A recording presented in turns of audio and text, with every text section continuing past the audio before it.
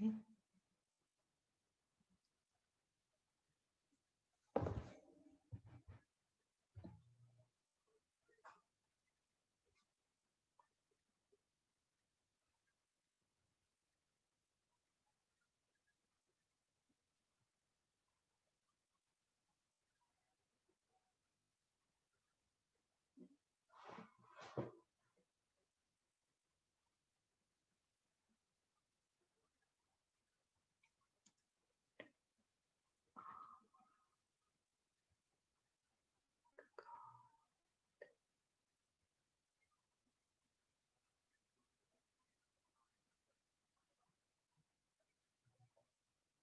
Now, Bobby, turn the record. Oh, now you're recording. Okay, sorry.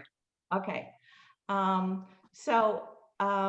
Yeah, in these crazy times, and you guys are great in with the Zoom, things seem to go wrong every time, but you guys are great and very nice about it. So just bear with us with our little quirks, but we do try to plan these meetings and something always happens, but we're looking for a good meeting today.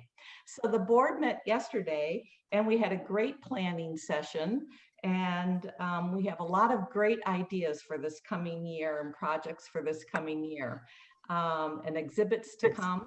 So it's going to be time to renew your membership. And after this meeting, well, in the next week or so, you'll be getting a renewal reminder for our group, and it's $40.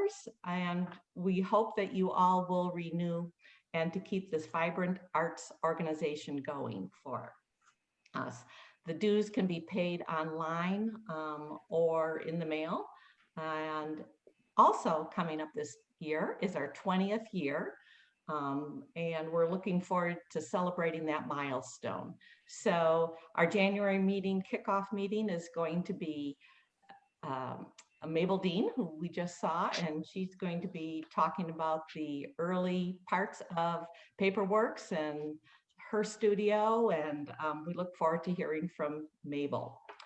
Also coming up, what we have planned in December is a winter postcard project. Our summer postcard project is always so much fun. During the summer, we send 3 art postcards to 3 secret pails, and we're going to follow the same format, and there'll be some info coming out about our postcard exchange, our winter postcard exchange. So I look forward to that. We look forward to connecting with each other with social distancing. It's a really good time to get together, and the e-news ways of connecting with each other, as is this meeting. And I just want to say this, the last time, the last e-news talked about Vicki Donkersley. Vicki, it was great to see your guardian spirit collage and what you've been working on and your thoughts. So we really appreciate that also. So we are looking for ways to connect with each other, our really, I would say, very creative artist community. I also want to share screen with you and talk about our webpage. There's a lot of good things going on. And please check out, okay, let me do this. Okay, so on our webpage, there's a lot of information there that will answer a lot of your questions about what is going on. And I want to mention a couple of things.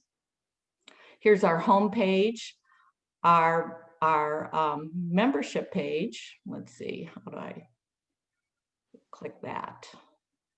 Okay, this is where you can renew online. It's safe, it's secure. You don't need PayPal or anything, but you can renew online here or by mail.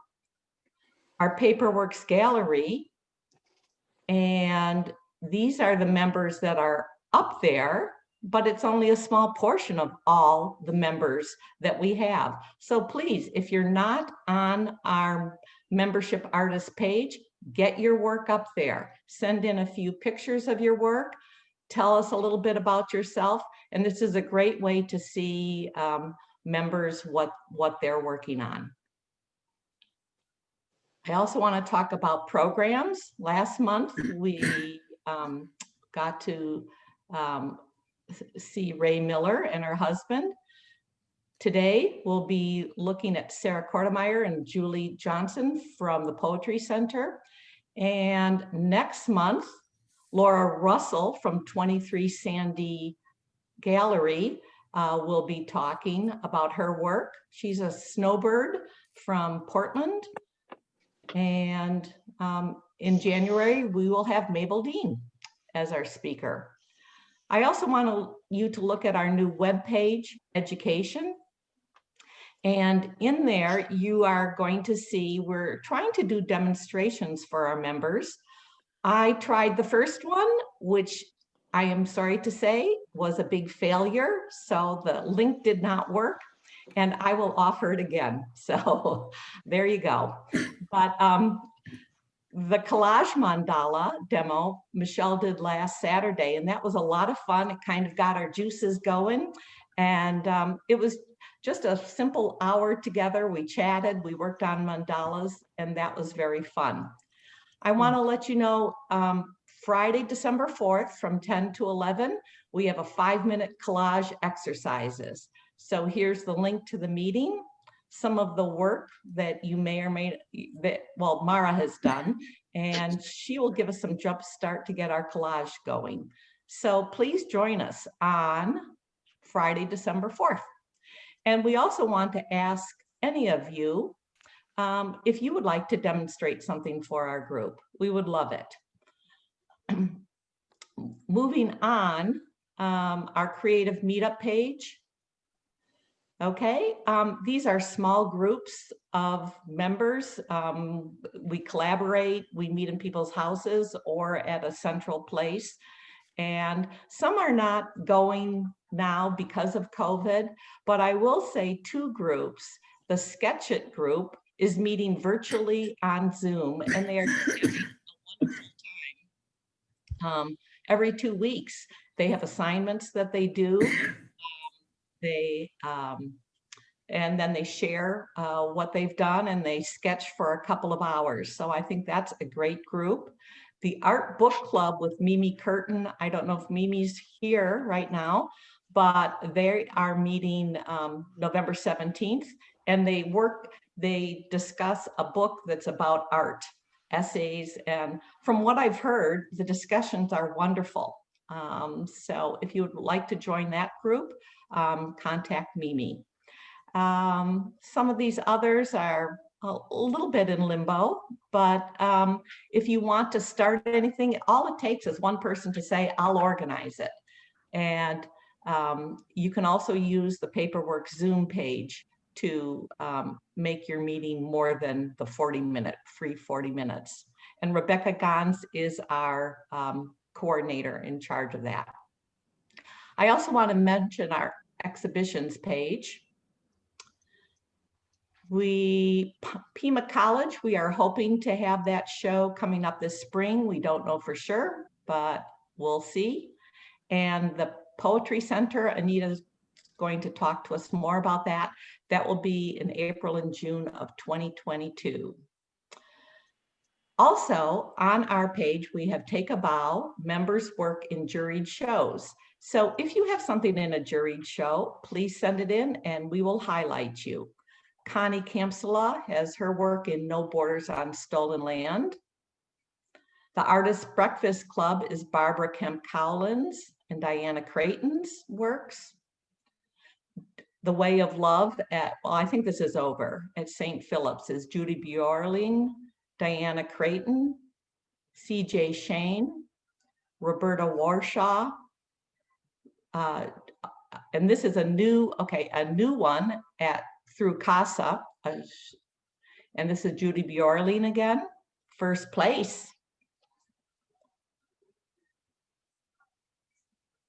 And more from Judy. She's also at the U of A Art Museum. And Barbara Brandell and Christine Doughty, Catherine Nash, Joe Anderson I saw your book, Joe, at the Biennial at the Tucson Museum of Art, and Barbara Brandell. So those were great to see in person. And Barbara has another of her works at the Tempe Post Office. Barbara, you're all over. Oh my gosh. And in New York City. So we have a lot of talented members here. Please continue to check our page. Let me just get back up. Resources is also a great one to, we have lots of good links in there, and you can see all of our workshop instructors we've had for the past 20 years. So I'm going to stop my share.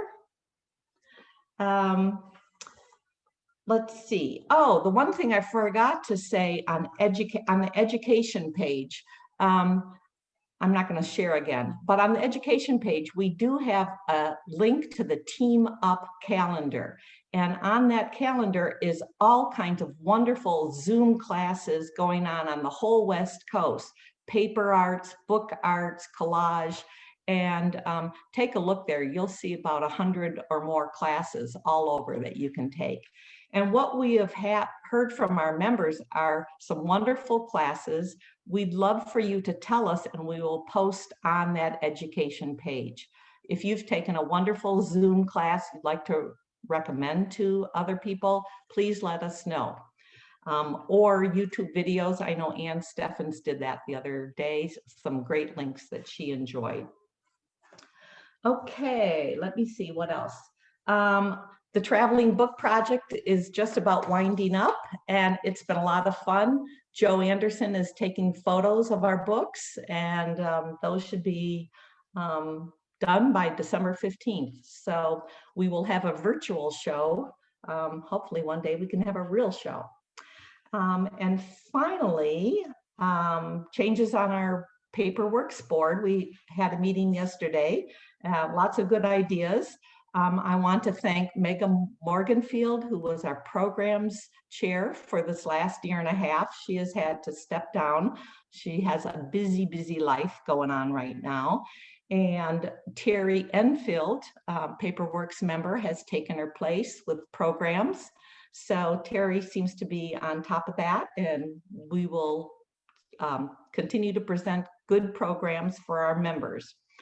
Also, Melinda Collins-Nick will be moving to Santa Fe, and so she is stepping down as journal chair, and we do need somebody. One of you, hopefully, will take the bait, and one or two maybe working together as a journal chairperson. Already, Janet Windsor is the layout and design, so she does that part of it. And the board also discussed what the next journal is going to be. So we already have the idea, the concept, and please see me if you're interested, and we'll talk. Okay, that's about it for announcements. And I would like to turn this over now.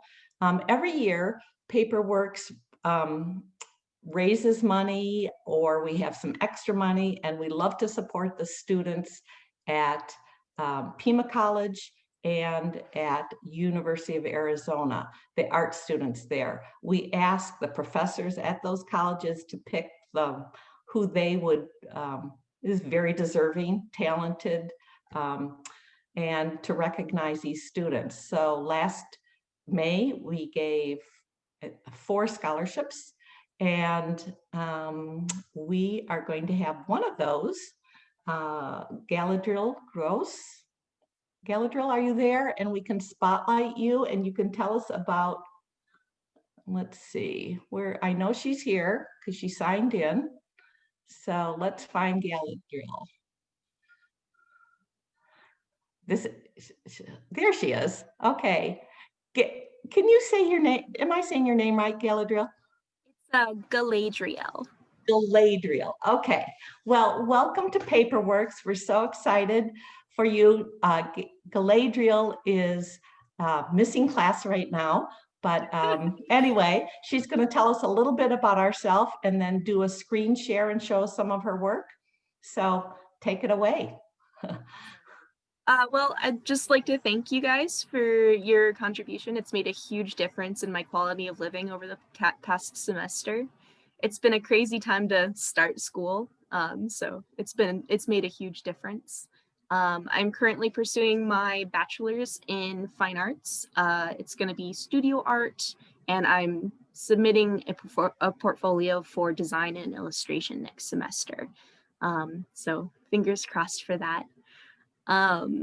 It's been a wonderful experience so far. I've already been learning a lot, lots of painting courses because that's what I'm really into. And it's been a wonderful experience.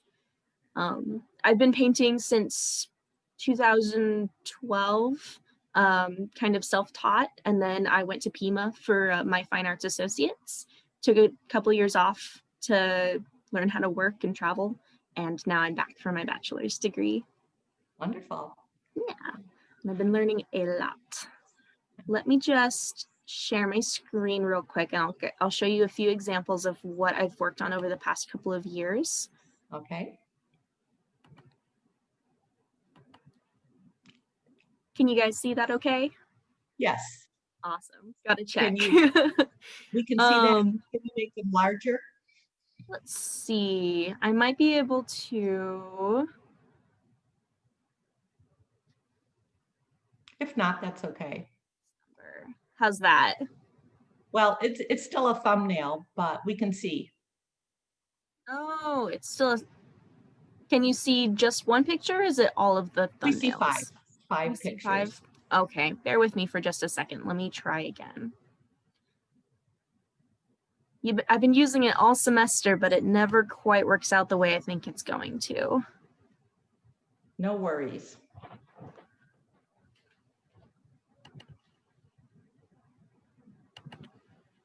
Still five? Still five. Okay. Well, we'll talk about them little. They're fine. Let me just pull them up individually and I'll pop through. All right. There. I've got the ones I want to show you.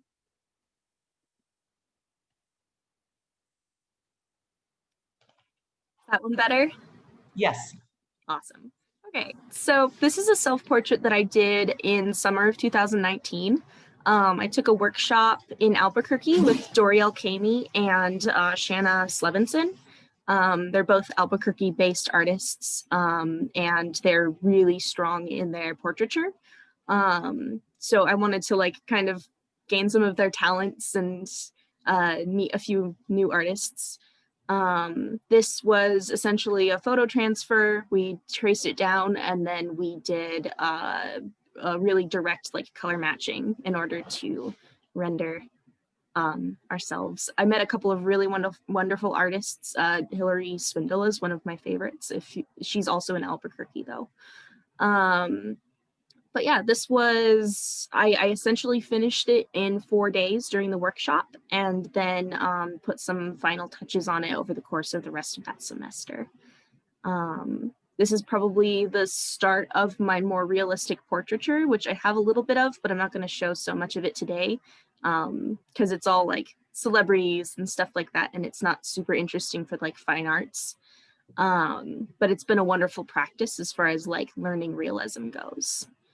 I'm starting another one. I want to make it an annual project to do a self-portrait once a year. I wanted to do it this summer, but I didn't get to it. So that's what I'm currently working on is my 2020 self-portrait. Wonderful. Yeah. Let me just pop out of this guy and I'll give you another look. This is also portraiture. If you can see this, it's a mermaid. That makes me smile. Yeah, me too. This is my roommate. I wanted to do another portrait because a lot of my other work is kind of surreal and kind of esoteric. So I was looking for another opportunity. I had a picture of her kind of posed up on our countertop, and it just worked perfectly for this kind of photo. She chose the sort of flora and fauna that was happening in here. She used to be a marine biology major, so she knew exactly what fish she wanted. And then I went from there. This one took about 3 months to do. Everything went relatively quickly into the last glazing layer, and then I was sort of had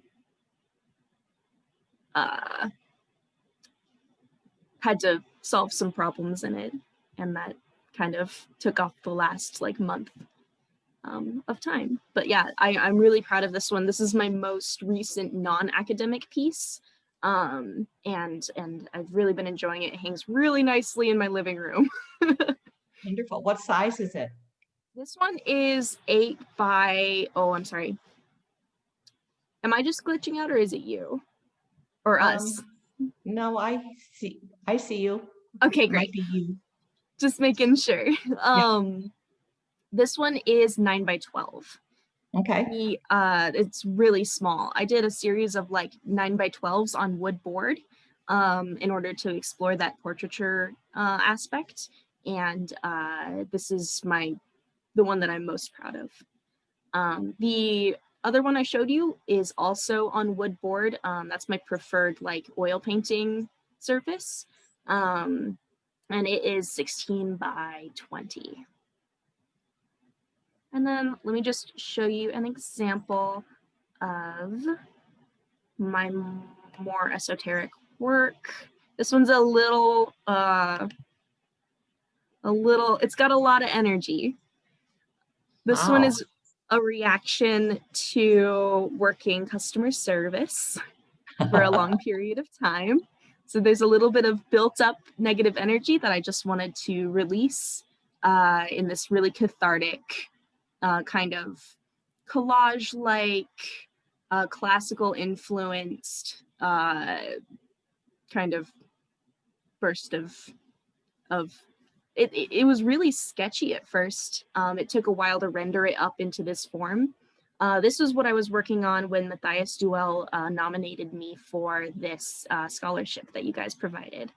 It was his idea to introduce these blocks of negative space behind the foliage, and it really kind of saved the piece and brought everything together into this more cohesive form. This is probably my most ragey work, but I think it's important to show like the full range of emotion that our work can capture, and just like the more esoteric side of the work that I do. When I'm not working on portraiture or something for commission, it's usually something for sort of fantasy or classical influenced with contemporary themes, because I feel like it's nice to bring a little bit of the past in and kind of introduce our more modern ideals and our modern experience into that kind of approachable, already understood context. So this is a take on the Greek myth of Pan, the nature god. And this, I called it Pan Cleans House, because he's essentially cleaning up the mess and the crazy side. But yeah. Wonderful. Yeah. This one took about a semester to do. Okay. And let's see, I believe I've got 1 more minute, so let me just show off. I think this one was part of the grouping that was posted on your website, but I might be wrong. And this is my oldest piece in the group. This is Growing Pains, and I think it kind of both encapsulates that like portraiture aspect and also the more esoteric sort of like negative space juxtaposed with vibrant colors against warm kind of nature tones and all of that sort of combination of effects for a complete piece. How big is that one? This one is This one's 14 by 16, I think. Okay. I'm sorry, it's a 14 by 12. Okay. And this is also on wood panel. I think actually everything I showed you today was on wood panel. I have a couple of pieces on canvas, but I found that I have more control over the medium on a harder surface. I've got more like freedom for what kind of techniques I want to use and my brush and everything. Oh, wonderful work. Thank you so much. You are a great artist, and it's great that you're learning and growing, and we love that you're part of our group too. So when you can join in or join any of our challenges or exhibits that are coming up, we'd invite you to do that. So stay in touch. Definitely, I'm looking forward to it. And thank you guys so much for your time. You're welcome. Any questions from anybody I have? Okay, well, we hope to keep in touch, and thank you so much. We'll appreciate it. Okay, let's move on. And I'm going to now introduce Liz Hernandez from Art Zona Gallery. And we met Liz the other day. She's going to tell us her story. Sherry's going to work on, let's see. I know Liz is here. She's signed in. I'm here. Okay, there she is. Hi, Liz. Hi. Welcome. And why don't you tell us about Artizona and you and the webpage? Well, I'm Liz Hernandez, and I'm the founder of Artezona. It's an online boutique gallery. It's Arte Zona. Arte meaning art in Spanish or Italian, and zona meaning zone. So it could translate to art zone, but it has the name is Artezona Gallery, and we sell original paintings, photography, one-of-a-kind works on paper, and limited edition prints for my target is people who appreciate creative design and they want to live with art. I decided that it'd be helpful to show you a few slides before I show you the actual website, since I think I have, what, 10 minutes, Bobby? 10 minutes or so, yeah. Okay, so why don't I share my screen here for a second. And let's see, where am I? Okay, I have to go here.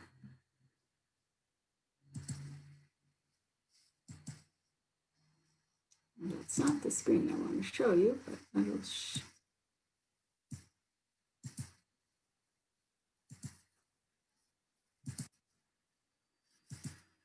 Can you see that screen? Yes. Okay. So this is Artezona Gallery. We have, as I said, paintings, works on paper, original, and also digital prints, archival prints, photography. These are various categories. Our motto again is live with art, and we feature oftentimes images of, you know, how work could work in a person's living space. These are other examples of artwork. These are actual paintings. This is an actual painting and an actual photograph of artists that we represent.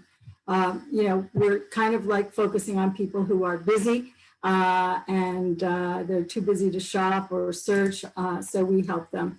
This is a bit of my background. I opened Liz Hernandez Gallery in Catalina Foothills in 2003. Featuring local mid-career artists. It was very successful. We had Ann Tracy was with me at the time. I don't know if she's on this Zoom today.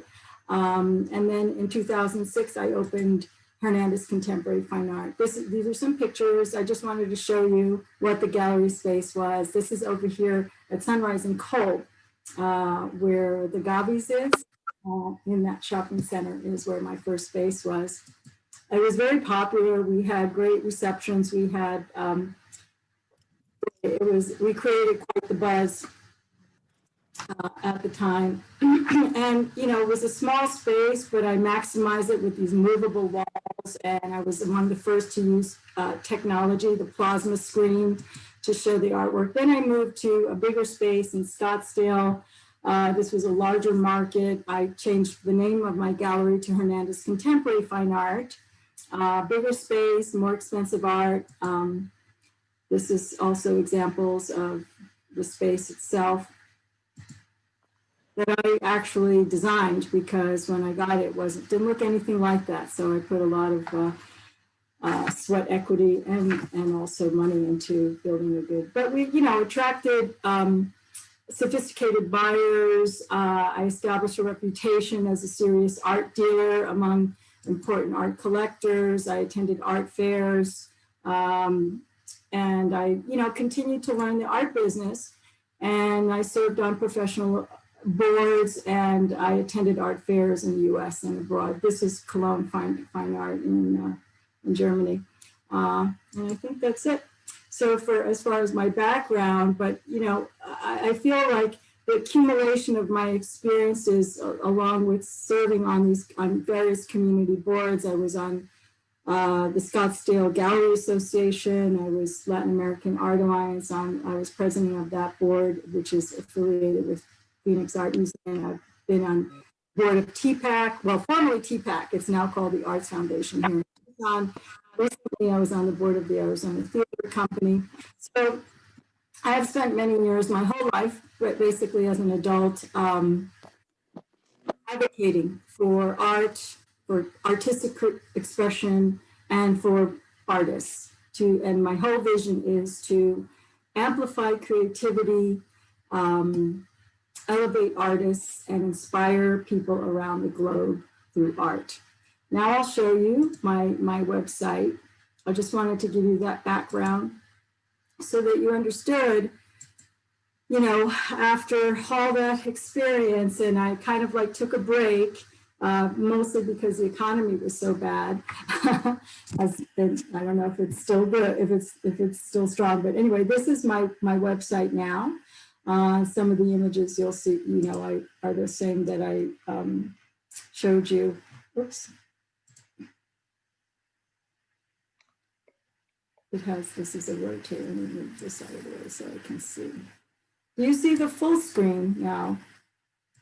Yes. Can you see the full screen, or because it's kind of, I think it's not showing the whole image. Again, one of the things that about Artesona Gallery is that it's a curated venue. So it's by application. I have artists that submit applications, and then I jury them in. There's a whole curatorial criteria. This is, Barbara Kemp-Cowlin. I don't know if Barbara Cowlin is on this call, but she's one of my artists, and she's a member of your organization. I'll show you this page. This has the various artists. So these are the artists that I call my inaugural artists. Many I've known for many years. I have very long-standing relationships, which has been very important for me. I frequently, go and do studio visits. That's how we get to talk, we get to know each other, we get to make sure that we're a fit for one another. And you'll recognize, so this is Barbara here. And I understand that you're going to be doing kind of a virtual studio visit with her later today. Yes. Yes. But these are, some of her pieces that I've curated for this particular collection. And one of the things that stands out in my website is also how I honor, how we, I partner with artists. We're a partnership, and we write these stories. It's the artist stories. It's about their life. There's a little video by Barbara, but you'll probably see that later in the presentation in the meeting with her. Let's see, I'll also show you who else is, Sherry. Is Sherry Pasternak with you today? Yes. Okay, hi Sherry. So Sherry's one of my inaugural artists as well. Honored to have her and her amazing work. Again, we feature it. This is an e-commerce site. So the goal is also not only to share, the artists and their stories, because oftentimes people relate they can relate visually to the work. And then if they read it, when they read the artist stories, they also may relate to the artist, and they can love the art and they can love the artist. And sometimes loving the artist, helps them gain a greater appreciation for the art itself. So this is Sherry. We did a studio visit, I believe it was last year. I mean, I've been working on this for over a year now, and we actually went live with the website in August. So these are some of the pictures I took during our studio visit. I featured their resumes, etc. And there is a section on the website where you can artists can submit, but I actually place you on a wait list, because at this moment I'm not accepting artists because it's a lot of work to do that, and I'm shifting gears. Another artist, I've invited Angela Rose to the meeting. I'm not sure if she's here. Yes, Angela's here. Hi, Angela.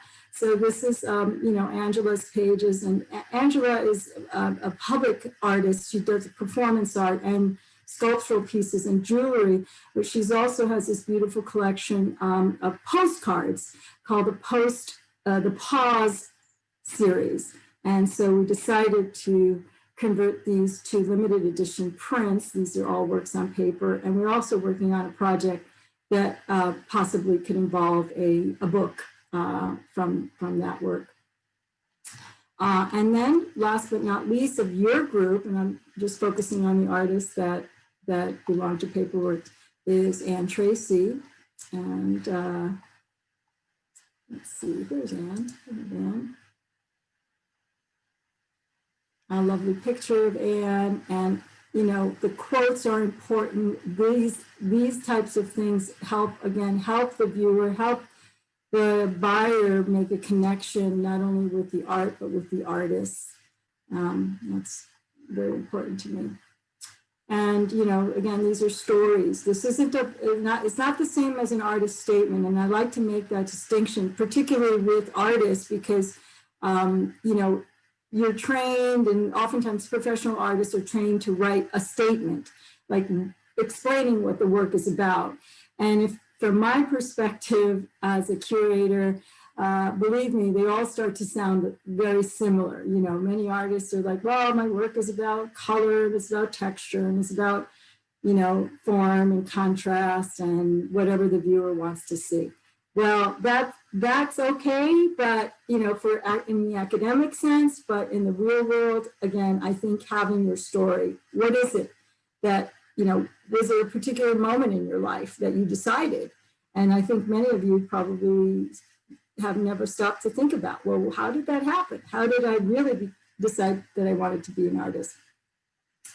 And another criteria here of the Artisona Gallery is that that artists are professional, that you continue to work, that you're continuing in your production. And granted, there are times in people's lives that sometimes you're more productive than other times, we have spurts of creativity, and then other times we just have, there's a respite. So, and that's fine, I understand that. But it's more about having a body of work that we can present. So essentially, that's it. This is the website. There's some blogs. So there's this, a blog about my expertise, if you will. You can also go here to the curator and read about a little bit about what I've told you about already. Wonderful. Yeah, so that's basically it. Our mission is to, like I said, advance artistic expression, support working artists, and offer people a way to live with art. And our vision is to elevate artists and inspire people around the globe through art. And there are our values. Art is joy. Everyone should live with art. And living with authentic art is the art of authentic living. Oh, thank you, Liz. That's wonderful. Thank you very much. Does anybody have any question or comment real quickly? They could unmute themselves and ask quickly. We have to move on pretty soon, but Liz will put your link in the our e-news and let people know. And I hope all of you take some time to go look at the website and look at the artists. And I really thank you, Liz. Thank you so much. And it would help a lot to support your colleagues by following us on Instagram, following us on Facebook. I have a big drive to do that because it helps with the marketing. I mean, everyone can have a website. It's not enough just to have a website. You also have to, you know, drive traffic to it. So if you could, it's on Facebook, Artisana Gallery, at Artisana Gallery, and the website is artisana.com. And if you can include those, also on Instagram is the same, at Artisana Gallery. So wonderful. We'll do that. Thank you so much. Everybody. Lovely to see everyone. Thank you. Okay, we need to move on. We have a lot packed in our program today, and I'm going to be introducing Daniela Wolf, and many of you know Daniela. I think she's here. I don't see her, but she lives in California, and she was one of our workshop presenters in 2017. So about 3.5 years ago, she was here, did a talk for us, and she has been working on some other projects. She has wonderful energy. Our members loved her when she came. So can we find, Sherry, can we find Daniela here somewhere? Here I am. There she Can is. you hear There me? she is. Hi, Here I Daniela. How are am. you? Hi, everybody. Hi, Sherry. I heard Sherry was in the room, and Yeah, how Sherry's exciting. here. This is so So, great. so tell us where you're at. You're in your studio, and tell us I'm what in you're my working little on. One Tushy studio. One Tushy Several is the years, name? or Oh, One Butt okay. studio or whatever. Okay. It's tiny. It's a 10 by 12 on the outside. Several years ago, we built a family compound. So my wife and our middle son, his wife, and our 3 grandchildren live in this compound. And we converted my beautiful 1,000 square foot studio into an 800 square foot ADU, got rid of a lot of stuff. And so now I have this little on the property, tiny studio. And I've been pretty successful at doing large installations by doing small modules. And so I had a show last year doing experiments with earth pigment and my stencils. And I came up with a bunch of these modules.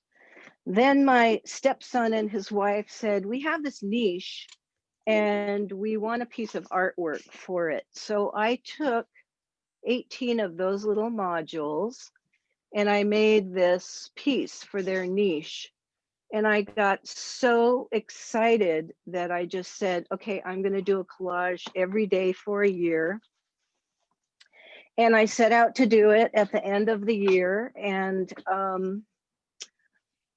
here is the result, 365 pages where I went through all my old files, my sketchbooks, my drawings, my travel notes, my journaling, everything, and just pulled it all out. And I started doing these collages. So 1 every day, which turned into sometimes 4 a day and 6 a day because of the pandemic. And I'll tell you some of the modules that are in them. So I design stencils, so there's stencils in them. I do these eraser prints, so those are in them. I shred lots of paper and shred photographs and sew them together. And in a little bit, and also I have journaling, and You'll find that in most of the pages. Pretty soon we're going to see a video, what I call volume 3. There are 6 volumes. So I videoed this entire project front and back so that you could see it in about 10 minutes. And one of the really interesting things is the back side. So after the collage is done and waited overnight, it's sewn together the next day. So You want Sherry to show the videos right now? and they go by pretty fast, so it's hard to describe, but I think the first one she's going to show you is a time lapse of me doing one of the collages, which takes anywhere from 20 minutes to an hour to do, and I think it's 26 seconds worth. So let her rip, girl. Okay, Sherry.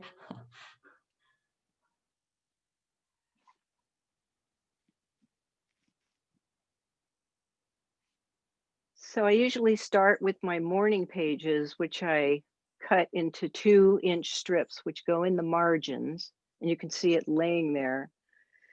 And I use Elmer's glue, X-Actos, and brushes, and I weight them as I go and leave them to dry overnight. And I had pretty much a formula after a certain time where my lead collage went up in the upper left corner. So there are 2-inch margins all the way around. And that was my basic structure, which I, of course, deviated from. But it's good to have a structure, I think. So I couldn't limit myself to one a day. It was so compelling for me, and it was wonderful to have that routine every day during the pandemic. And now she's going to show volume 3. You'll have a link in your e-notes, is it? With all 6 volumes. It takes not very much time to go through, but I wanted you to be able to see both front and back of these. One of the cool features is that when the light is on the back of these, the little pin pricks of from the sewing needle make the light come through all those little pin pricks in the back. Okay, let's see volume 3.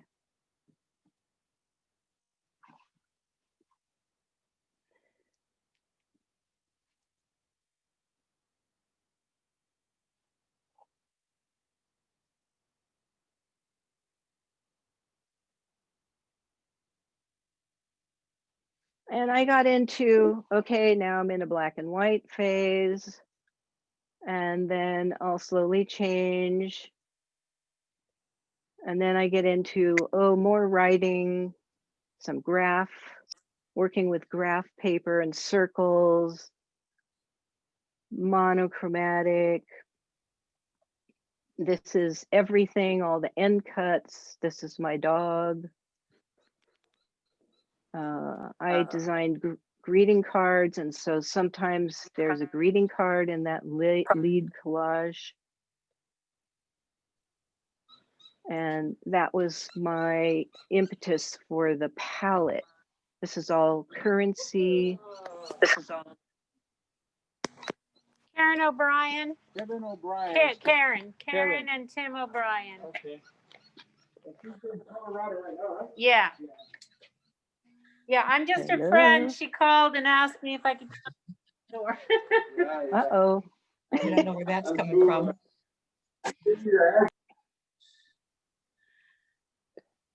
Thank you. Uh-oh. Okay, so Daniela, okay, we're back to you, Daniela. Everybody else, make Okay. sure you're on mute, everybody else except for Daniela. It's great seeing you again. I love the project that you did. It's amazing. You've got a stack there. I got a stack. Yes. It was so fun chatting with you yesterday too in your studio. We don't have much time, but could you do us a quick little tour of your I will. shed, I'll you do a call it? little pan around the studio. I just want to show Okay. you, this is one of these paintings or experiments. And then this is fabric that I had printed on spoon flour of Oh, I love that. the very thing. So I will just try and do this slowly. And you can see this is my work table, my cutting area, my X-Actos and my paint. And this is my sewing area, my Bernina, my $50 at a yard sale, fabulous Bernina. These are sculptures that I've done. Lower it a little bit. Lower your camera a little bit. There. Yeah. Good. Okay. And then this is my storage area of all my art materials. And my goal is to use everything up and not buy anything new, which is impossible, but it's my goal. I love it. And my computer area and Nikki McClure's new calendar for next year. This is my guru, Richard Box, drawing for the terrified. And then ideas for the future. And then my little more of my fabric. So it's quite compact, and I know how to make big art in a tiny space. I love it. So yeah, so that's it. So I hope you'll look at all the rest of the volumes. And what I'm doing right now is trying to learn how to be good at social media, which is not my favorite thing to do. My favorite thing to do is sit here and make art. But as Liz was saying, we need to drive people to our websites and stuff. So that's my next thing I'm working on, and getting over my fear of drawing. So it's great to see you all. I hope Great I to can see visit you. you sometime. Hey, Great to see you, Daniela, Daniela. somebody wanted to know if they could buy your stencils. There. Oh, yes. So if you go to stencilgirl.com or stencilgirlproducts.com, you'll find the listing by artist or by genre. And So yeah. Michelle, we'll put the link in the chat box and we can put it in our Okay. e-news. So, thank you. Great. Thank So, you. It's great to see you. Thank you too, from sunny California. Thanks, Daniela. This is great. I think our members enjoyed seeing you again, and we loved having you as a presenter and workshop leader when you came. So now we're going to move back to Barbara Cowlin, and we want to give a studio tour of Barbara's. Where is Barbara? She was on earlier, but maybe Sherry, if you could just go right, there's Barbara. Okay. Hi, Barbara. And many of you know Barbara. She's taught classes and spoke to PaperWorks. I'd like to show this little studio tour that she gave us. And Sherry is going to show the studio tour. So if you could do that, Sherry, that'd be great.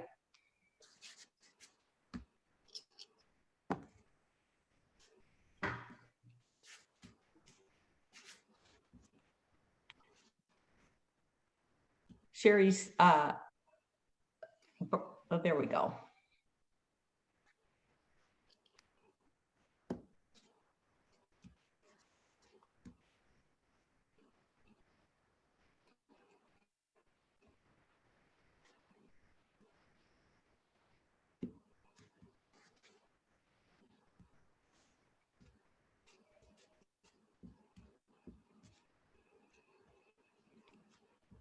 Need the sound on. We don't have the sound.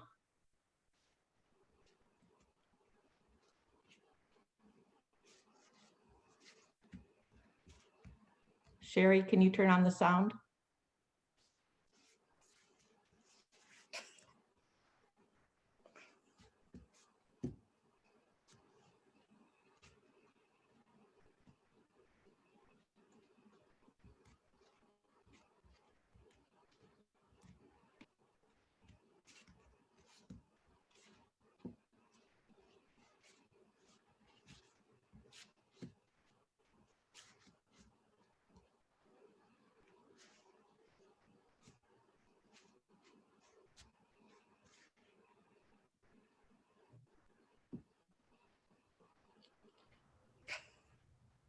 That's a There's- kind of a procedure. I use a Sorry, sealer, guys, I'm gonna start this over again. usually polymer Okay. medium, Things happen. golden polymer medium, that I put a couple coats on my panel.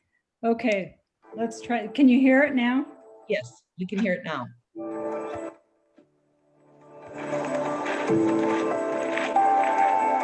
I've been told by certain people in my family I'm not capable of planning, and I think it's true.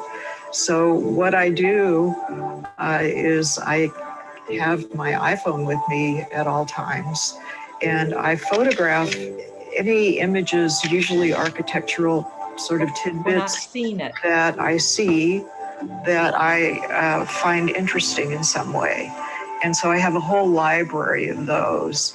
And for the project that I've been working on, the series that I've been working on, they are all squares, and they vary in size from 10 by 10 to 72 by 72. And so what I'll do is I'll go through my library of images and just pull Gary, some we're not out. seeing the I video. usually crop them and mess with them. Okay. And I then don't know I'll what's have going an on. They're array showing of up on my screen. Okay. God, sorry, ladies. This is, I'm just having a day apparently. Did you do a share screen on yours? Yeah, I did, but let me just one more time. I any promise I'll surfaces get- prepared, and How I about just that? sort of plunge in That's and good. start working. Well, I also Okay, Barbara, you're gonna have to look at bits yourself again. that through. So what I do is I have my iPhone with me at all times, and I photograph any images, usually architectural sort of tidbits that I see that I find interesting in some way. And so I have a whole library of those. And for the project that I've been working on, the series that I've been working on, they are all squares, and they vary in size from 10 by 10 to 72 by 72. And so what I'll do is I'll go through my library of images and just pull some out, and I usually crop them and mess with them. And then I'll have an array of painting surfaces prepared, and I just sort of plunge in and start working. Well, I always prep my panels first. That's a kind of a lengthy procedure. I use a sealer, usually polymer medium, golden polymer medium, that I put a couple coats on my panel. That seals them and keeps them from getting SID, which is surface-induced discoloration, which is impurities in the wood and in the environment that can affect eventually the paint. Then I put on 2 or 3 coats of gesso, let that dry, and then I use light molding paste. At least that's what I've been doing recently, which is a kind of a fluffy paste material that I spread on with a big palette knife. And I allow there to be some texture in that. It's a very absorbent ground. And so when it dries, my next step is to add washes to the panel. I choose 3 or 4 colors that sort of relate to the reference photograph. Usually when I do this, I'm doing it with a certain amount of method to my madness because I'm working from a photograph. But in this case, I'm just ad-libbing this. So.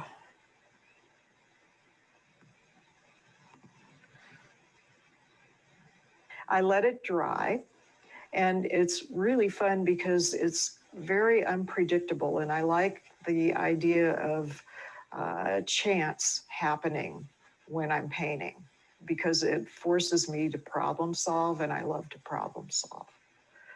So once the initial wash is done, usually what I do is I tape out the large shapes and I mix up a bunch of colors.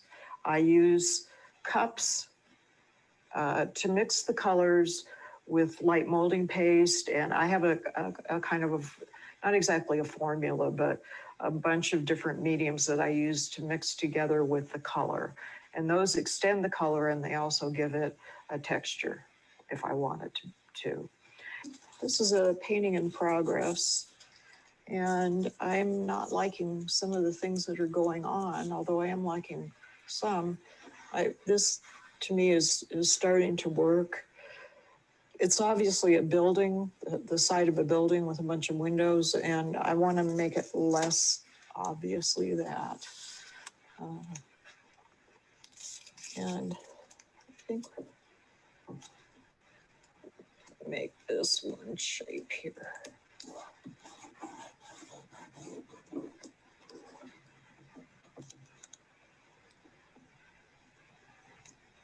I've gradually switched over to palette knives. I think it's mostly because I use really thick paint. This is paint that's mixed with light molding paste and heavy gel matte.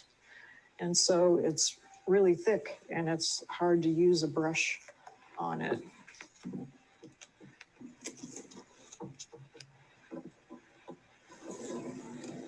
Let's see what I got, including some leakage over here. I'm funny about hard edges. A lot of people that do hard edge paintings are really strict about having these real rigid hard edges. And I'm not really all that concerned about them being perfect. In fact, I kind of like it when they're off. And sometimes I work to juxtapose some of the really clean edges with others that are pretty rough and not perfect. Just because I think it's interesting that way. When I'm painting, I don't think I think. And that's a question I've been asked just recently, and it's something I never really gave any thought to. Usually when I'm painting, I'm playing music pretty loud. And if I'm thinking at all, it could be about what the next color is going to be, but I'm not even aware of that really. I'm just sort of immersed in what I'm doing. And I think my mind is just filled with the images in front of me and my hands are working away and I'm not really thinking, if that's possible.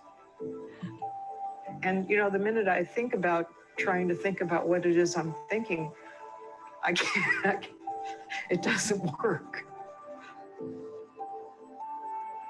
That's wonderful. Sherry, thank you for playing that. And let's get back to Barbara real quick. Barbara, that was wonderful to hear from you. Thank you. Yeah, Thank you. that was great to hear from you and your process and see your studio. I've been to your studio a couple of times and it's great and it's a wonderful space. So I'm sorry we can't talk a lot longer today because we're running late.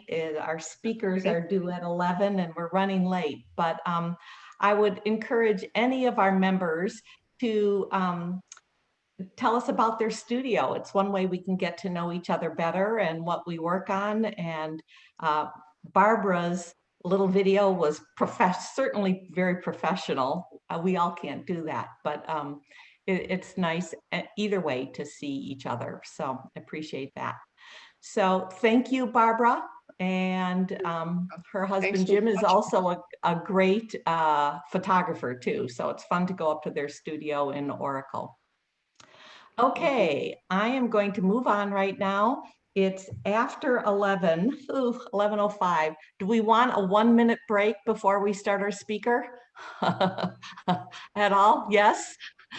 Okay, I'm going to take a 1-minute break and then I'm going to bring on Anita Rankin and we're going to introduce our speakers from the Poetry Center. So I'm going to run right back 1 minute and we'll get started. Thank you.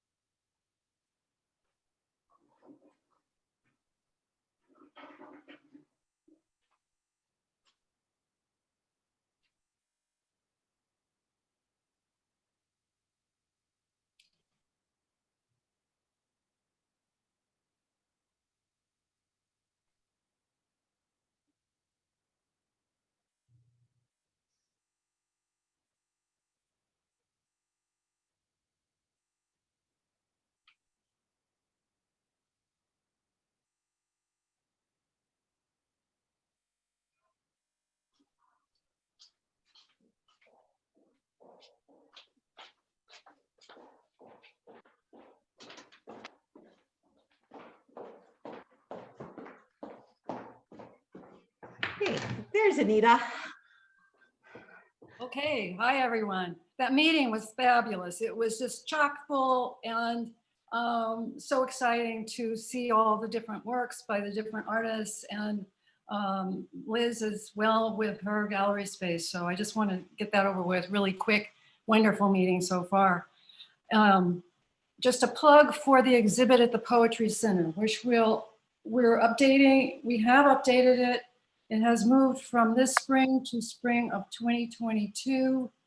And, but what I want to say is that the deadline for entries is just a little over a year away. So you may really want to start thinking about what it is that you want to make to enter into this show.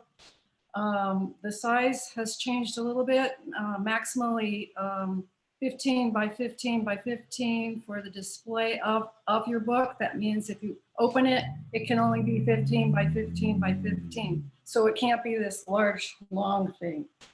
The title has changed from Exhale. I'm hoping most of us are beginning to breathe a little easier, and with the pandemic and perhaps vaccine coming forth, we decided that exhale might not be the right topic. So we've changed it to Imagine, which is a very broad topic, covers almost everything. The important thing is I'm just going to read this. This is a quote from Sarah and Julie. Each of the artist's books, artful use of words and or consciously engage with language or poetics as an essential part of what the book is doing. So that's really important. We saw, Danielle, we saw some words in her work just before this, but there's so many ways that you can use words. You do not have to write poetry. And I would suggest if you don't normally write poetry, this might not be quite the time to start writing poetry, but you can also collaborate. You could collaborate with each other in your groups. You can collaborate with poets if you want. And if you need some help hooking up with a poet, let us know. We can probably get that done too. So anyway, 12 months away, deadline, start thinking about it. Okay, I think that's all I have to say about that. Now I just want to say a couple words about the Poetry Center. We're very fortunate. We had a show 5 years ago there. It was very successful. And we're very fortunate to have another show scheduled in 2022. The Poetry Center is internationally known. I'm sure a lot of you are familiar with the Poetry Center, but sometimes we forget how special it is because it's here in Tucson. They have over 50,000 volumes of poetry. I think that's an underfigure at this point. 5,000 photographs, 1,000 recordings of major US poets. They have live readings, K through 12 programs, other outreach programs, classes, workshops, discussion groups. It is an amazing place that offers the general public inside, well, will soon after this pandemic passes a little bit. The stacks are open. You can literally be surrounded by poetry in there. So I'm really looking forward to when it can open back up so I can get down there. The reason I wanted to say something about the Poetry Center too is so that you are aware of how much these two people that are speakers today actually do. Sarah Kortemeyer is the director of the library, so she oversees everything, all those things, all of those books, everything there. She works with policy programs, budgeting, the collection development, and the educational outreach. So she's really the one in charge. She has an MFA in poetry and an MA in library and information science, both from UA. She is the author of a full-length book, GANBAT 2019, U of Wisconsin Press, which she won a prize for, Felix Pollock Prize in Poetry for. That's a pretty incredible book. You might want to look at it. Both of these people have published full-length books. You can buy them on Amazon, by the way. So think about that. Sarah also has published in a lot of well-known publications, including Plowshares, Barrow Street, and Alaska Quarterly. And this past June, she had a poem published in the New York Times Magazine. those of you who read that magazine will have read her poem. It was a wonderful poem. Julie is long dark hair. Sarah is shorter hair, just to differentiate. She is the senior library specialist. She provides reference services, orders and processes new books. I can't imagine how exciting that must be. And all the periodicals that are coming in. She works with the library volunteers, runs Shop Talk. She does the exhibitions. So she's our main person that we're working with here, along with Sarah, of course. And she coordinates the audio video library. Julie has a BA in creative writing and anthropology from UA, and her MFA is from Penn State, a very well-known school for poetry. Her full-length book, 2019 Unicorn Press, called Pennsylvania Furnace.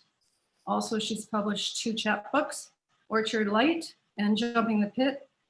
Jumping the Pit was 2015, Orchard Light is 2020.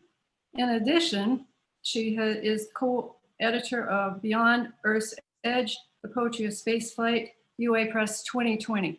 These are 2 people who are busy, talented, very creative people. So I'm really pleased to be able to introduce them to you, and welcome Sarah and Julie.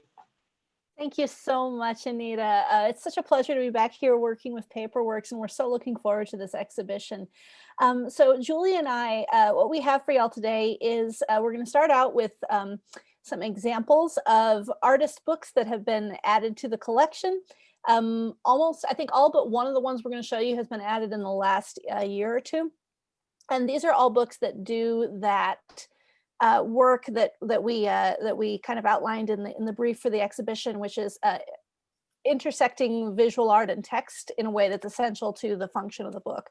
And a lot of artists do that really, really differently. And we try to interpret that as broadly as humanly possible. We are really interested in seeing all kinds of artistic explorations of text in the artist books that we accept for the collection. So we'll show you some artist books. We'll try to move through that fairly briskly so that we can get to the latter part of our presentation today, which is going to be a series of writing prompts. We have 3, we may only have time for 2. And the writing prompts are really designed to help you start to think imagistically around words in ways that we hope will help you as you start thinking about what you might submit for this exhibition.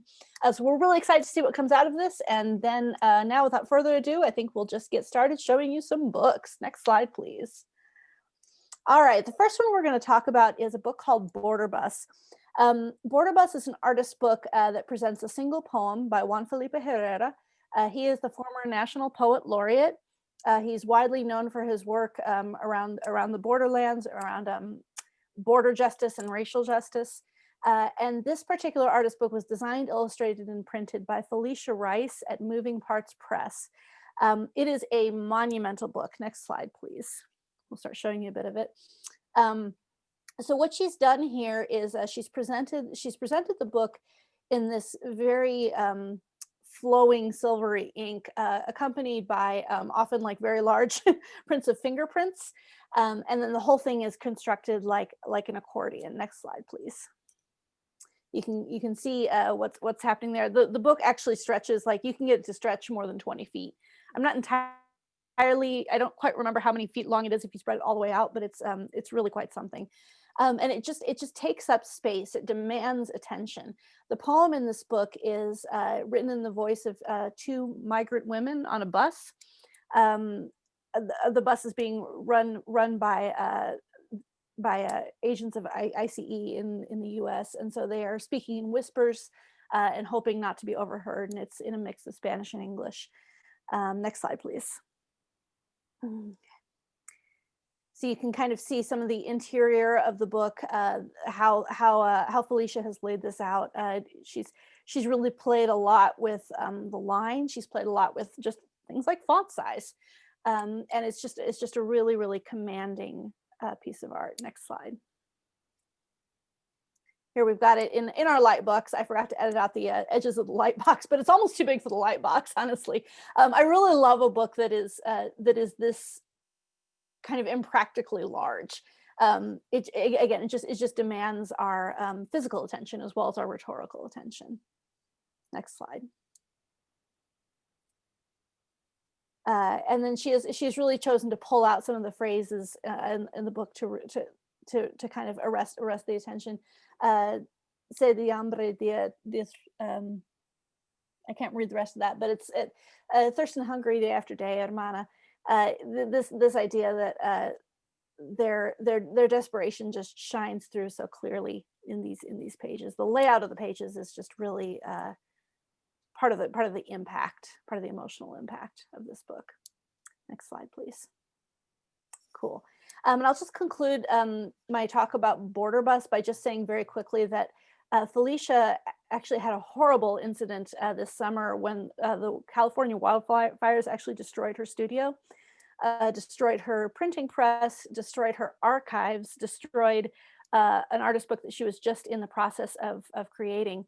And fortunately, she put out a call and she's been able to raise enough money to hopefully start to rebuild. But that was a really hard thing for us at the Poetry Center to hear because we're really huge fans of her work.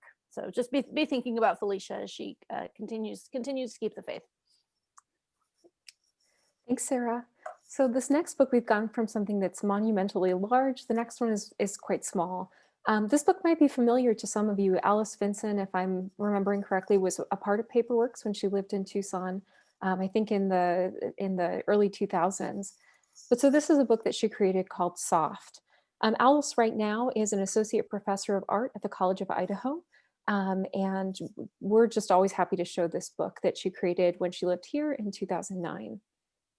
So like I said, Soft is a very small book. It's about 3 by 3. Yeah, 3 by 3 by 3. So if you kind of imagine your 2 cupped hands, it's about that big. The outside of it is made out of wool and it has the word soft in the cover. It's sewn by hand around the edges and it's basically like a clamshell. You have kind of a rounded piece on top, a rounded piece on the bottom, and then there's a hinge down there on the lower right-hand side. When you open this book up or start to open it, you find that it's full of what looks like seeds. So if you picture the inside of a pumpkin with all the seeds kind of connected by fibers, that's more or less what the inside of this book looks like, but it's made out of paper. It has about 40 total of these little paper seeds in it that you can see here. They're all blind stamped with words that are synonyms of the word soft. They're then all kind of stitched around and then connected together by these threads that dangle off the end. About this book, Alice had this to say, or has written this. As a writer, I often find myself searching to find just the right word so that I may clearly and precisely say what needs to be said. This can often be a daunting task when one is faced with selecting a single word from a multitude of others that can be similar, yet different in meaning. For myself, soft represents the struggle of sifting through a tangle of words in the hopes of finding that perfect one.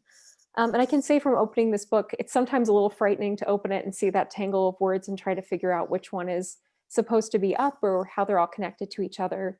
But this book I think is really interesting in that it's not presenting a poem necessarily. It's not really presenting a cohesive narrative. It's really a set of 40 words that are related to each other, but it so well embodies that statement I read to you from Alice. It embodies this sense of trying to figure out, how do I pick out the right word from all of these options? That in this form she's created, we get this whole sense of a concept and kind of a journey almost with her to figure out which word is the right one. She doesn't say this, or I don't think this was maybe an intent of the book, but it also made me think about what we usually associate with the word soft. Softness can sometimes be associated with weakness. It's sometimes a word that we kind of look down on depending on the context. And so by bringing together all these synonyms, she really gives us this opportunity just to think through all the ways that this one particular word might be working on us. So it's a really lovely book. It was created in an edition of 5. So the Poetry Center is really thankful to have one of those. So then I'll hand it over to Sarah. All right.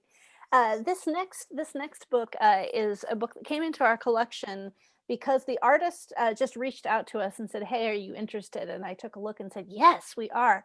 And I mentioned that just also as a plug to all of you. We're always really interested in considering works by PaperWorks collective members for the collection. As if it does work with text, we can often make a case for it being in scope. So if you're not sure, just reach out to us. We'll be really glad to take a look at it with you and see if it might be a fit for the collection. Next slide, please. All right, so this is a book called Spring's Victory. Cora comes back. The artist's name is Bea Nettles. You may well be familiar with her work. She's been doing book arts and other kinds of art for a really long time. And this is a really ambitious project. Essentially, what she's been doing is traveling around to cemeteries and taking pictures of people's names and then laboriously reassembling all those photographs of people's names into poems. So it's a type of found poetry. Found poetry is when you take an existing text and like start pulling words out of it to try to make a new text that is poetic in some way. So in this book, she's engaging with the myth of Persephone. Next slide, please. All right, so you can see here like what some of the inside of it looks like. It's really easy to read, which can be kind of a challenge with found poetry sometimes, depending on how you present it. But this one really kind of centers those names. I always have I always have to stop and think about this when I see it, because the Persephone myth is a myth of renewal and rejuvenation. So seasonal, like the seasons pass and death comes to the fields and then it all comes back.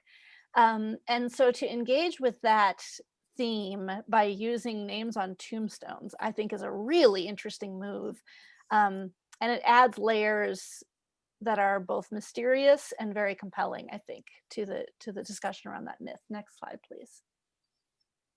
You can kind of see here how she's constructed it. This is not one of the deluxe editions. This is a trade edition, but it's still very beautiful.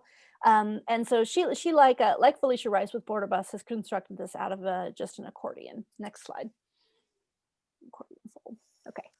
Right, and then so the next book that we'll look at is titled Tem. The text is by Waded Rihanna Kadrouai, who's an Algerian-American writer, curator, and museum consultant. And I think she currently lives in Melbourne, Australia. The book was created by Jenny B. Baker and Douglas Lumen, who are the two people behind Container. They're not exactly a press, although they really sort of are. They're this artist project out of Baltimore, where they take texts, they work with writers to take usually poetic texts, and to turn them into really distinct objects that in some way embody the text, that take you into it in a way that maybe a printed book could not. So here we go. When you first see Tem, it looks like just a cardboard box. It's 10 by 20 by 3 inches, so fairly large. Then when you open it, you find that it's full of these paper gems. So it's designed to look like a mineral collection box, like if you had rocks that you had saved, precious stones, maybe in a collection box, this is what it might look like. So then when you start to look at these stones, you find they're folded paper, and they have the text, pulled out pieces of text from these poems by Waded, printed on them with a stamp. I looked this up because I know you are a group that would be interested in knowing how these are made. And so the origami gemstones are made from folia, acid-free, linen-free cardstock. The gemstones are hand stamped with select lines from the poems using a Trodat 5223 self-inking stamp with methyl cellulose adhesive. So pretty straightforward tools, but they make these incredible objects. These gemstones with these really kind of mysterious statements on them. Gather wood, knead bread. Go to the next one. These stories are all true. So the text of this book is described this way. Tem is part history, part make-believe. Every culture has creation myths that explain how the world emerged. This story is one of the forgotten deities of the pre-Islamic Bedouin of the Arabian Peninsula. Kadrouai's mythopoetic story leverages allegory, folklore, and other traditions to showcase a rapidly vanishing world and how these deities must contend with a new world order. So the poems, again, are just engaging with this idea of kind of pre-Islamic mythology. And I think the idea behind this that I understand, or what I get from these fragmentary pieces, these gemstones, these are stories that are kind of lost or not known in full. And so they're kind of found or picked up like these the fragments of them are these precious things that the author has pulled together. So in addition, so they're the 21 total gemstones. They're in, the cases around them are made out of plaster. And so then there are 21 poems that correspond to these. And so alongside that box, you get an envelope with 21 broadsides that contain, that present the poems in full. So you kind of get two experiences with this book. You get the fragmentary, mysterious version with the gemstones, and then you can actually sit down and read all the poems if you want to. So it's this really beautiful dual presentation of the text that again kind of takes a text, poems in this case, work by a poet, and just kind of pulls it apart and says, what do we need to do to express both kind of what the text is saying and what the text is attempting to do? How can we express that in a physical object? And I'll turn it over to Sarah for one last book. Well, yeah, I really love that what you said about Tem, especially Julie, just because a lot of the time we're asking in poetry workshops, like how does the form of this poem enact the content? And I feel like with artist books, there's a real opportunity to enact content in really innovative ways. So it's just so exciting to witness that, and it's a real privilege to be able to house works like that here. Yeah, one thing I could have go said ahead. about Tem also is that it's an edition of 25, and we have one of those, and it's sold out at this point. So again, we're really happy to have that at the Poetry Center and to be able to make that available. Absolutely, yeah. All right, so the last book I'm going to talk about today is called Caretta Caretta, which is the Latin name for the loggerhead turtle. This is by an artist named Tanja Leonhardt. She is based in Germany. And this is another artist who we had no contact with until she just kind of reached out and said, hey, do you want any of my books? And I took a look at her website and said, you know what? I think I do. So next slide, please. I'll start showing you this book. It is a very large book. You can see here our boss, Tyler Meyer, the executive director of the Poetry Center, engaging with Caretta Caretta.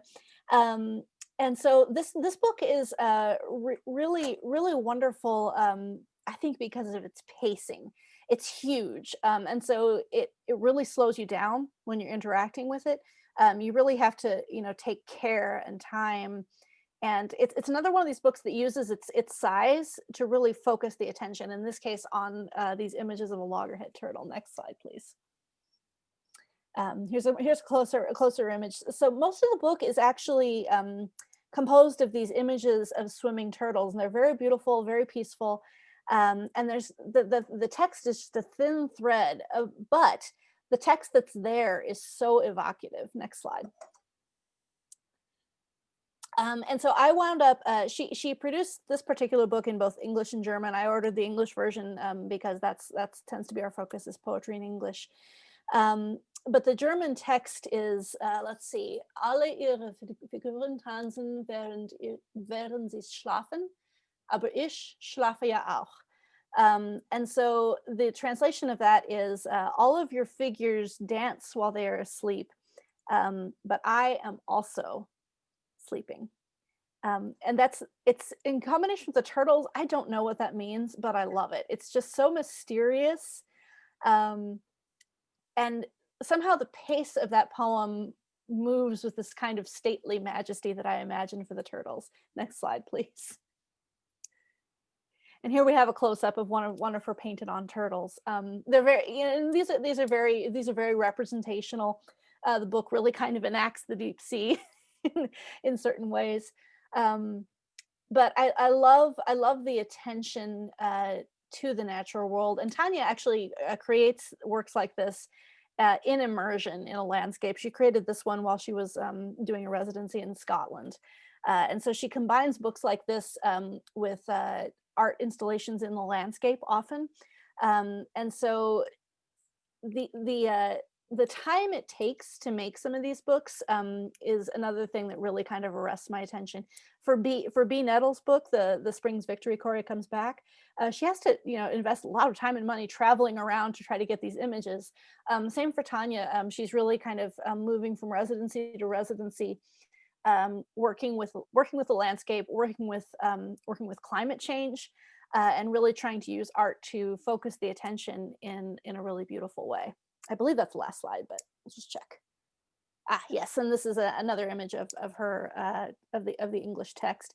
I should mention too that Tanya is she does all kinds of art at this point, but she is trained in calligraphy.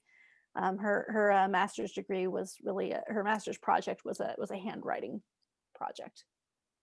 Okay, so at this point we're going to shift over a little bit to giving y'all some brief writing prompts that will hopefully help you kind of get some juices flowing for your submissions to this exhibition. We're gonna like throw a bunch of ideas out here at you, give them all a try. Some of them may be much more useful to you than others. That is totally fine. We do not expect that everything will work for everybody. And we will try to, Julie, I'm gonna try and move this briskly along enough that we can get through all of them, because I think it's good to have more ideas rather than less. Yeah, So if any of these ideas really seem to work for you, feel free to pursue them further. They're all designed that way, so you can kind of keep going after this session is done. So the first prompt we're going to give you is based off of the poem I Remember. This is by Joe Brainerd. Joe Brainerd was associated with the New York School of Poets in the mid 20th century. He was also known as a painter. In fact, his major artistic output was in visual art. So he has a very visual memory and a very visual imagination. And he hit on this form for a poem that actually carried him through 3 books in the 60s and 70s. This list just kept going and going, and he kept remembering more. And it's just a very, very simple format. I remember blank. And he just like keeps listing as long as he can think of things. So you can see in this little excerpt that I've got on this slide, how specific and how tangible he's trying to make his memory. So it's not just he remembers stories about dangerous BB guns. He remembers dangerous BB gun stories about kids losing eyeballs. I remember that too from the 80s. That's that whole thing with A Christmas Story. I remember being more than a bit disappointed over all the fluffy gray stuff with tiny red specks I discovered inside an old teddy bear's stomach once. I remember turning around and around real fast until you can't stand up. I remember crocheted dress-up gloves with only half fingers. Again, so specific, right? I remember traveling salesman's jokes way over my head, which didn't keep me from finding them funny anyway. I remember dashes for dirty words in adult novels. So you can kind of see, even just in this brief excerpt, he uses the list to just kind of keep propelling him forward through his memories. Some of the I remember statements are very clearly related to each other. Many of them are not. He just kind of keeps going. And so the first thing I'm going to ask you to do, next slide, please, is to come up with a list of I remember statements. Try and write down 5 sentences beginning I remember, and try to address each one to a different one of the 5 sentences. So you're going for I remember one thing you tasted, one thing you touched, one thing you heard, one thing you smelled, and one thing you saw as a child. And I'm going to give you 5 or 6 minutes. If you can get more than 5, great, but try to aim for 5 as that first goal.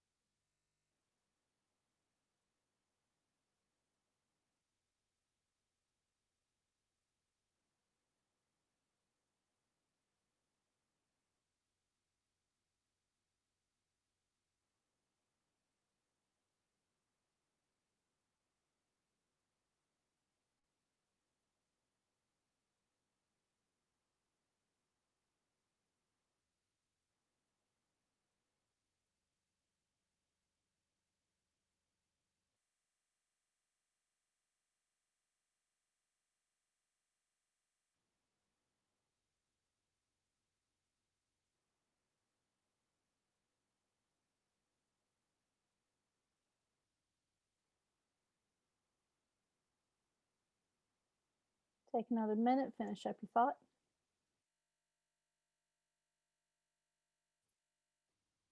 Can't see anybody, so I feel like I'm speaking into the void, but I trust that you're still with us.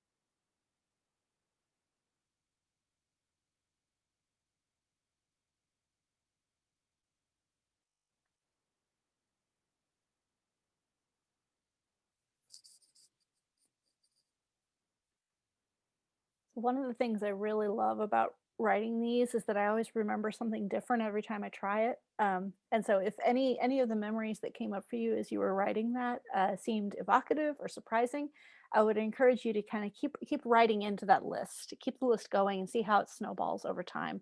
Um, it may produce interesting things. So that's the I remember idea. Next up.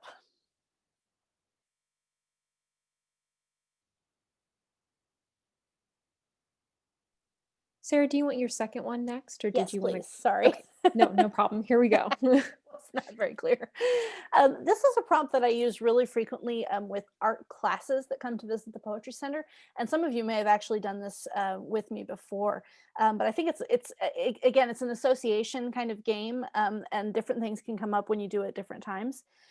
So the idea here is that we're working again with trying to write into very specific imagery, which I think is always useful for us as artists, whether we work in text or in painting or in sculpture, or in acting even, or performance. Specificity tends to be a goal, a common goal amongst all the artistic endeavors. I listen to my dad talk about it all the time when he's working on his acting gigs.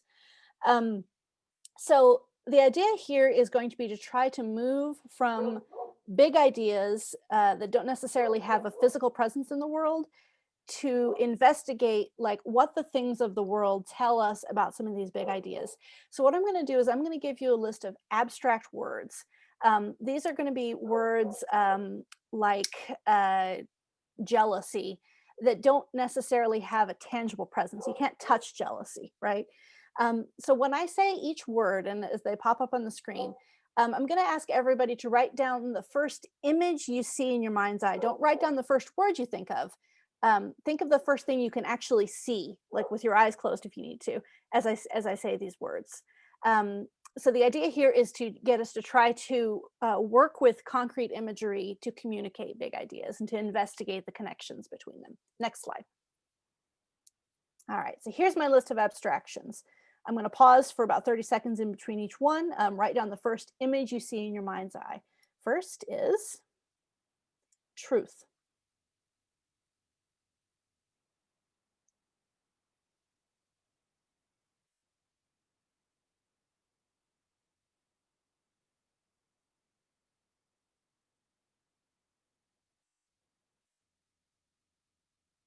Next is justice.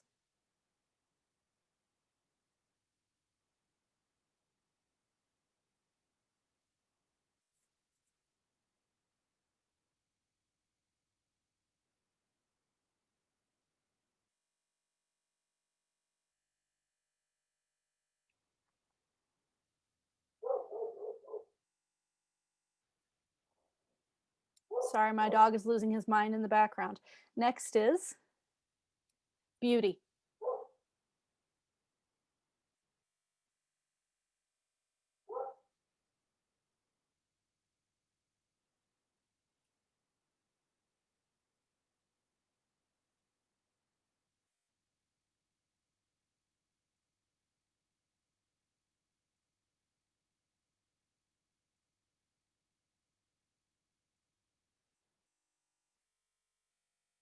Next is God.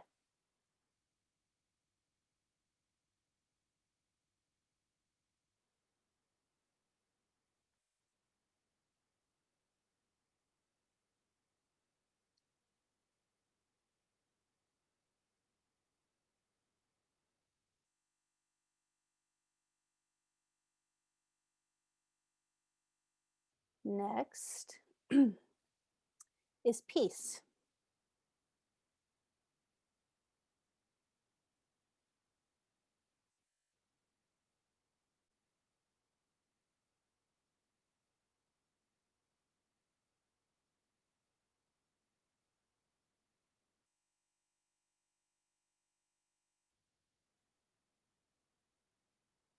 Next,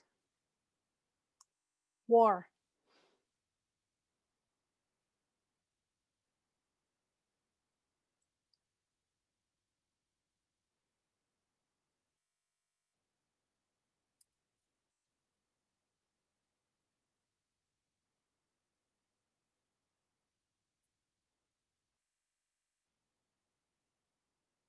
Next is love.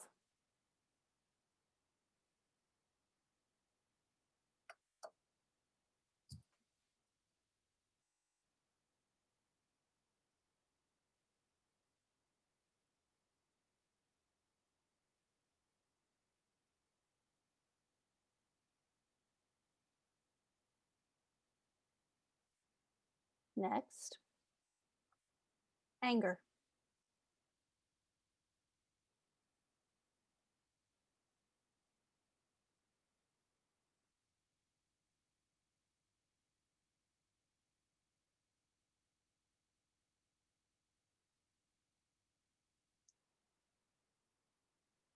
And I forget if I have one more. If so, next now.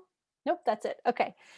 So my suggestion for y'all is to look at your list here of images that you associated with these abstract words, and maybe put a circle or a star next to anything that's kind of surprising or odd, right? So it's totally fine if I say justice and you see a pair of scales, because we've seen that image over and over associated with justice. But if I say justice and you see a blade of grass, that's interesting, right? That's yours. So my encouragement to follow up here is really to kind of follow the surprises through this list. Keep working them, keep writing into them if you want, or start kind of illustrating them and see what comes of it. So that's where we're at. Okay, I'm going to get out of the way now so Julie can present her writing activity last. Julie, you're muted. There we go. This is one that we will start. We're getting close to the end of our planned time. And this is maybe one you can always come back to and do a little bit more with later on. This one is called An Emotional Landscape. And it thinks about, or it's kind of connected to the question of like, what areas in your life, or what parts of your mind or your experience do you feel like you need to kind of explore again, or what needs mapping in your life right now?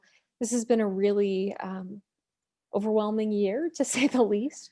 And so I think the idea of a map is kind of reassuring at the moment.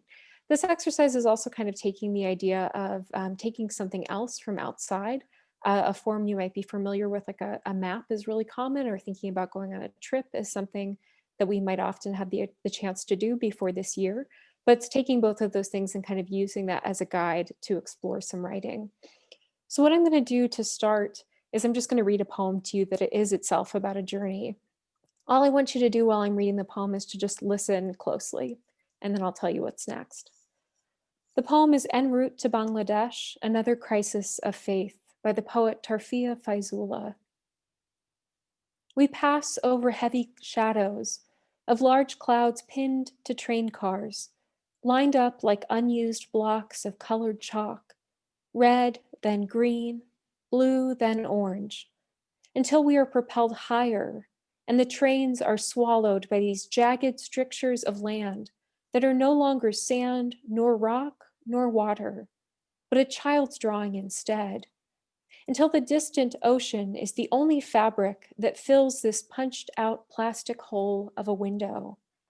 That is the blue that falls over everything, that is everything, blue on blue on blue, like the one seam of light left always on the airplane ceiling that the pale plastic shades cannot shut away, until the narrow vein of light is the only belief left, a cream thick ribbon across our eyes.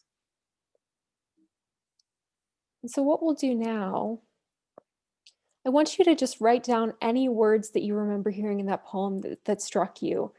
Anything at all that you remember hearing in that poem. If you don't remember specific words, or if there are words the poem triggered in your mind also, feel free to write those down. So take about 30 seconds to write down any words.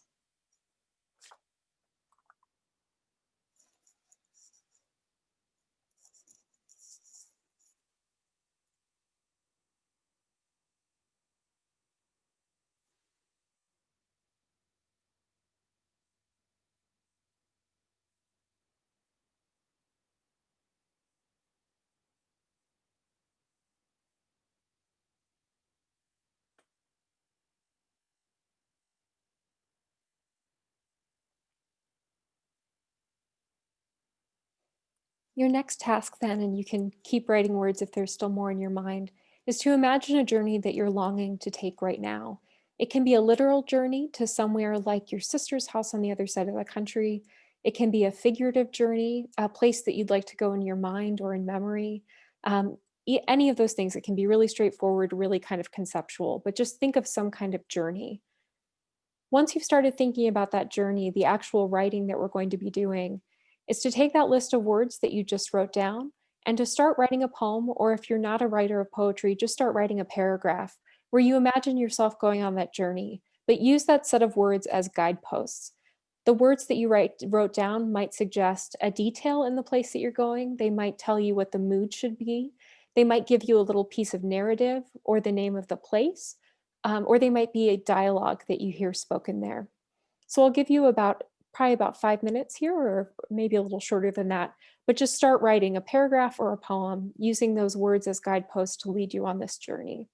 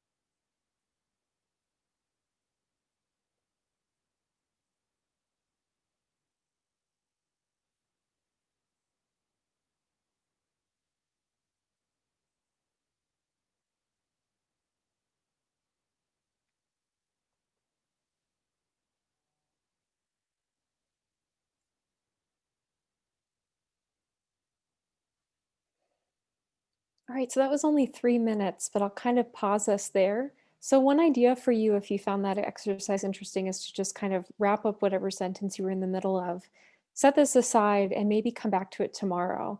Give yourself another 3 to 5 minutes and just write another section of it, see where the journey goes, set it aside, come back to it the next day. And so you can kind of do this iterative journey process over a few days if you found this one to be interesting.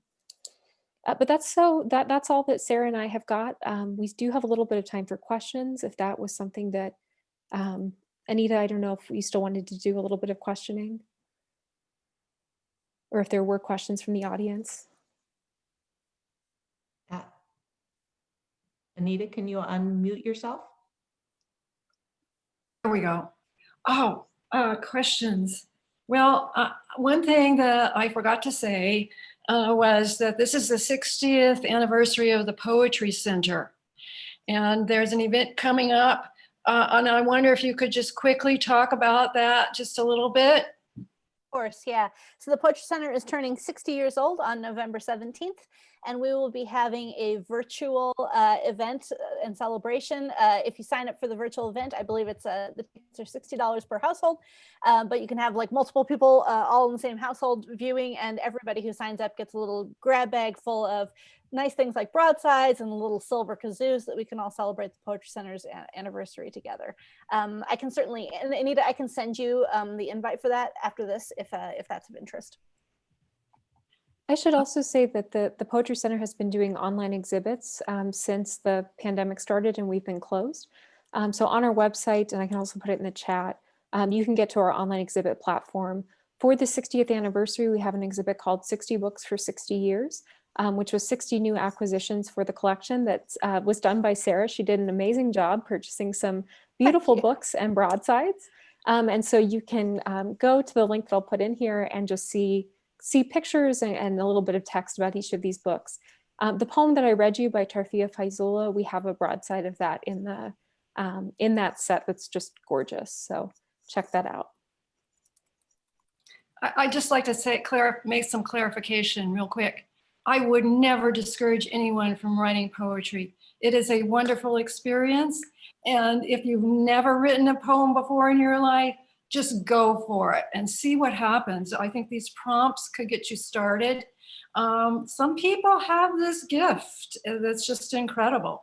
Others of us have to work hard at the craft and the skill of poetry. But it's too important to be left to the experts, I think. Yeah. Yeah. Yeah, and also I hope that the books we showed and these writing exercises also gave you kind of a lot of different ideas. Some of them were collaborations, some were the text and the book came from the same person. So there's a lot of options. Definitely. Yes. And your artist books don't need to be whole poems. They can be poetic phrases. They can be one word. There's just so many ways to do this. Are there any comments from our audience? If you want to unmute yourself and ask something of Sarah or Julie or Anita. That was an excellent presentation, I think. It was just wonderful. Thank you. Thank you. Really, you jump-started you gave me confidence that I can do this maybe. So good. That's the goal. Yeah, I thought it was great. It's so funny that when you started the exercises, I had this kind of panic attack about, oh no, it's like homework. And then when you start doing them, it's just a joy. Mm-hmm. So thank you so much. I really appreciate that. And I put it in the notes, but that was a great article in the Arizona Daily Star about the Poetry Center. And I learned so much. So just thank you for being such a great resource for our city. And thank you so much. And internationally. Thank you. Thank you. Yeah, that's definitely the fun part of the writing exercises. I think Sarah and I are both people that love to get people to have fun when they're writing, or that's the main goal. Play. Yeah. Play is so important. Yeah.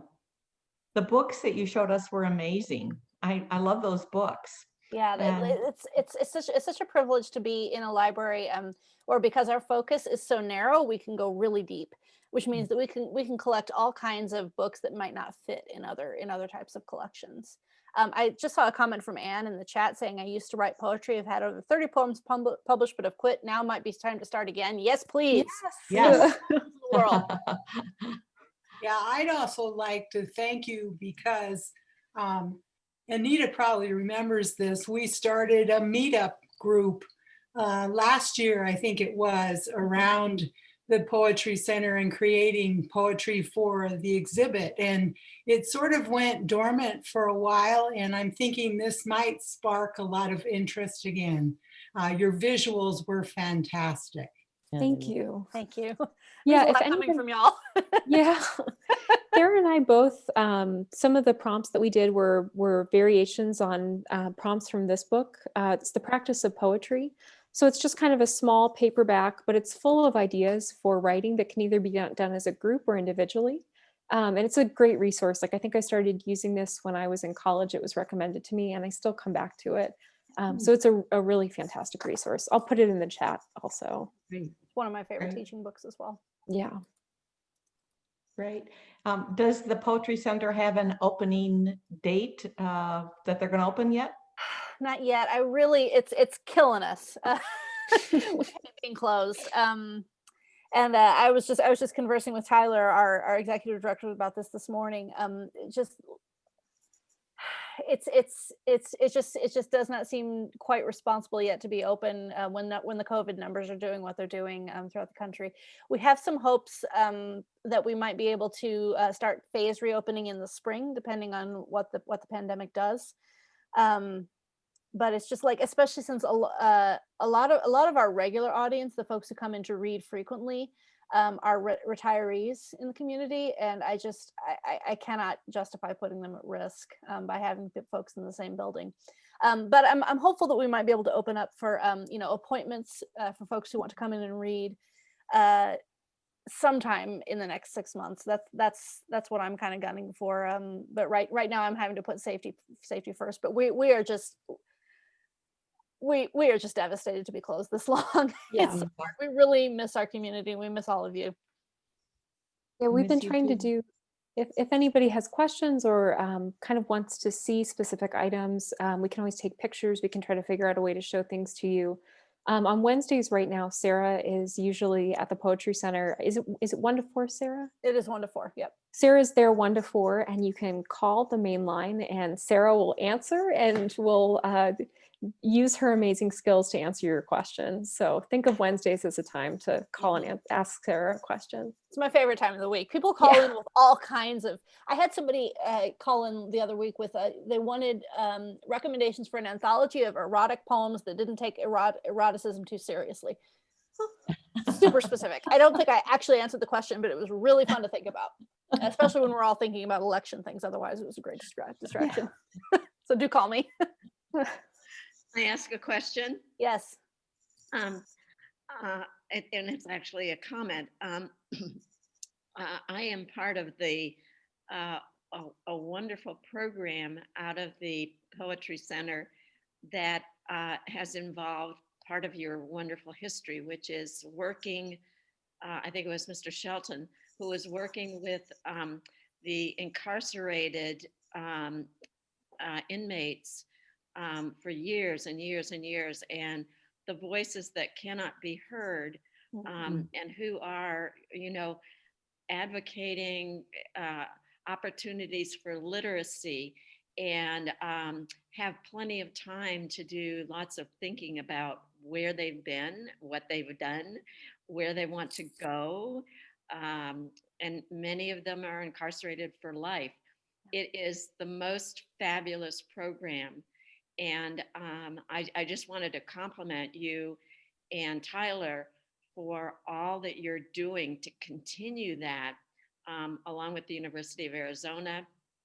And I think there are a couple of foundations that are sponsoring this. It is fabulous. And the writers that I've met there are some of the best people that I've encountered. So just wanted to give you a little plug for that. And I also wanted to say what fun it is. I have to go down there to pick up my inmate correspondence every week. And the courtyard between the two buildings at the Poetry Center is filled with chalk poems. And if you ever are driving by the Poetry Center, and you can go and see, it's sheltered so it doesn't, even if it rains, it doesn't go away. But there are snippets of poems, and they're just amazing what you can write in 3 or 4 words. It's true. Yeah. Thank you so much for mentioning both the work with prisoners, which is a hugely important part of our history, and we're so privileged to be able to continue it in new ways now. And also the chalk poems were done by the Urban Poetry Pollinators, which is a wonderful group run by Elizabeth Salper, who's a librarian and poet in the community.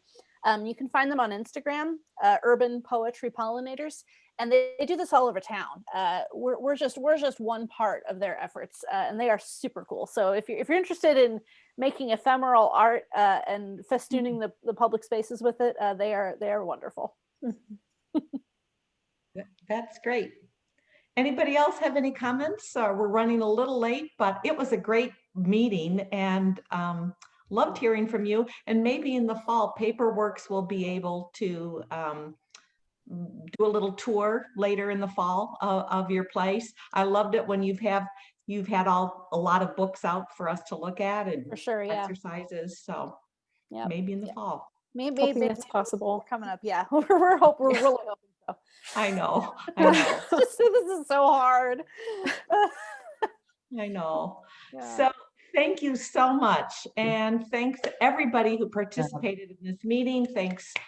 Thank you, you gals and Anita. And it's so nice seeing faces again. So we're going to close the meeting, but if anybody wants to just stay around a little bit and chat, we can do that too. So goodbye, everybody, and thank you. It went pretty well this time. Way to go. Yay. Bye, y'all. Thank you.